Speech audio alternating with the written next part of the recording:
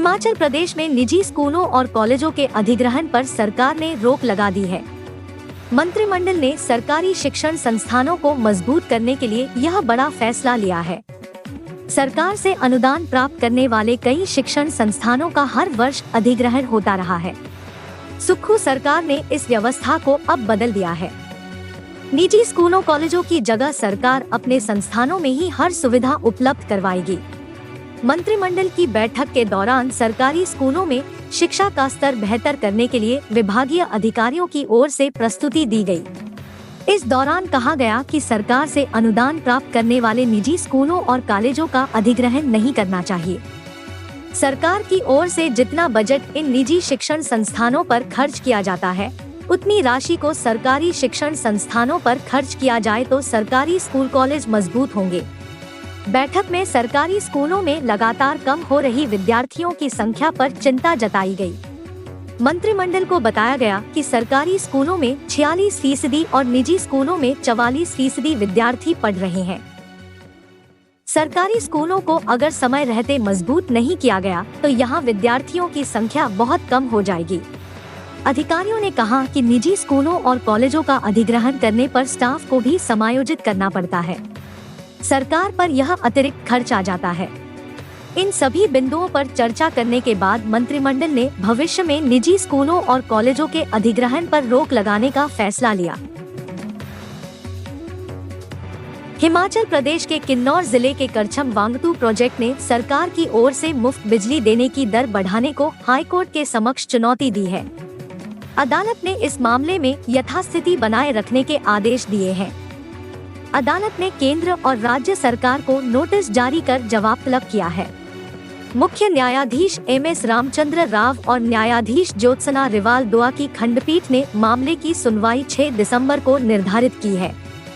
अदालत ने बढ़ी हुई दर से मुफ्त बिजली देने पर यथास्थिति बनाए रखने के दिए आदेश देते हुए कहा कि राज्य सरकार को इसका पूरा ब्यौरा रखना होगा। याचिकाकर्ता कंपनी ने अदालत को बताया कि अनुबंध के अनुसार बिजली उत्पादन की 13% बिजली मुफ्त में हिमाचल को देनी होगी। बाद में सरकार ने इसे बढ़ाकर 18.46% कर दिया। अदालत को बताया कि हालांकि प्रोजेक्ट ने बढ़ी दर से मुफ्त बिजली देना शुरू कर दिया है ताकि सरकार प्रोजेक्ट के खिलाफ कार्रवाई न कर सके। हालांकि इस बढ़ी हुई दर पर मुफ्त बिजली देने का निर्णय अभी भी विवादित है।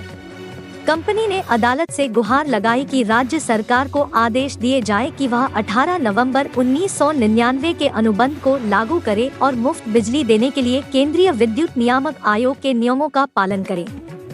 बता दें कि यह परियोजना जयप्रकाश पावर वेंचर्स ने विकसित की थी। अभी इसकी 100% हिस्सेदारी JSW कंपनी के पास है। प्रदेश में निर्माणाधीन 4 लेन के आसपास का 100 मीटर का क्षेत्र ग्राम एवं नगर नियोजन विभाग के दायरे में आ चुका है। बीते माह इसकी अधिसूचना भी जारी हो चुकी है। निदेशालय ने सभी जिलों के ग्राम एवं नगर नियोजन अधिकारियों को 4 लेन में आने वाले राजस्व गांवों की सूची तैयार करने और इन राजस्व गांवों को TCP के अंतर्गत अधिसूचित करने के निर्देश दिए हैं। इसे नए राजस्व गांवों में अनियोजित निर्माण पर अंकुश लग सकेगा। 4 लेन के आसपास के 100 मीटर के क्षेत्र को TCP में लाने का मकसद राष्ट्रीय राजमार्ग के किनारे अंधाधुंध अवैध निर्माण पर रोकना है। राज्य और राष्ट्रीय राजमार्ग के किनारे अतिक्रमण के कारण सड़क दुर्घटनाएं, ट्रैफिक जाम और अन्य प्रकार की दिक्कतें आए दिन लोगों को झेलनी पड़ रही है। इसको देखते हुए 4 लेन के अंतर्गत 100 मीटर दायरे को TCP में शामिल करने का फैसला लिया गया है। अब इन अधिसूचित गांवों में भवन निर्माण, भूमि के क्रय विक्रय से पहले TCP से NOC लेना जरूरी रहेगा। इससे सुनियोजित तरीके से भवनों का निर्माण हो सकेगा। मुख्य संसदीय सचिव मामले को लेकर हिमाचल प्रदेश सरकार सुप्रीम कोर्ट जाने की तैयारी में है। प्रदेश सरकार की ओर से सुप्रीम कोर्ट में SLP दायर करने की योजना है। हिमाचल हाई कोर्ट ने बीते दिनों ही इस मामले को लेकर राज्य सरकार के आवेदन को खारिज किया है। संभावित है कि सुप्रीम कोर्ट में वरिष्ठ कांग्रेस नेता और अधिवक्ता अभिषेक मनु सिंघवी सरकार की पैरवी करेंगे। हिमाचल प्रदेश हाई कोर्ट ने उप मुख्यमंत्री व मुख्य संसदीय सचिवों CPS की नियुक्तियों के मामले में राज्य सरकार के आवेदन को खारिज किया है। सरकार ने याचिकाओं की गुणवत्ता पर सवाल उठाया था। अदालत ने अपने निर्णय में कहा कि उप मुख्यमंत्री समेत सीपीएस की नियुक्तियों को चुनौती देने वाली याचिका में कोई दोष नहीं है। यदि कोई दोष था तो उसे अतिरिक्त शपथ पत्र दायर कर दूर कर दिया गया है। अदालत ने कहा कि याचिका की अनियमितता को सुधारा जा सकता है।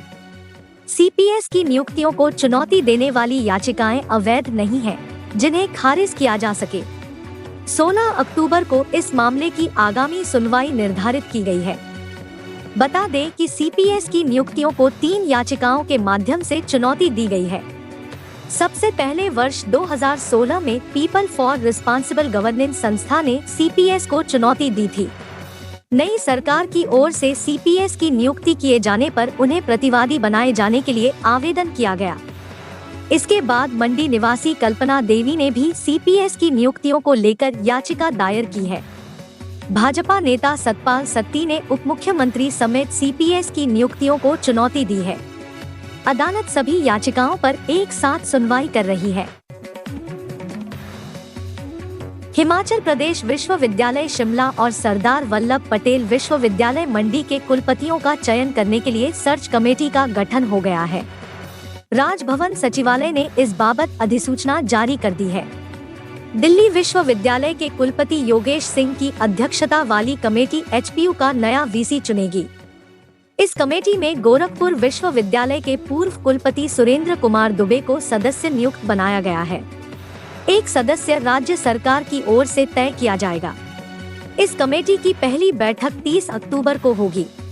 उधर मंडी विश्वविद्यालय का कुलपति चुनने का जिम्मा बीकानेर तकनीकी विश्वविद्यालय कोटा, राजस्थान के पूर्व कुलपति एचडी चरण को सौंपा गया है।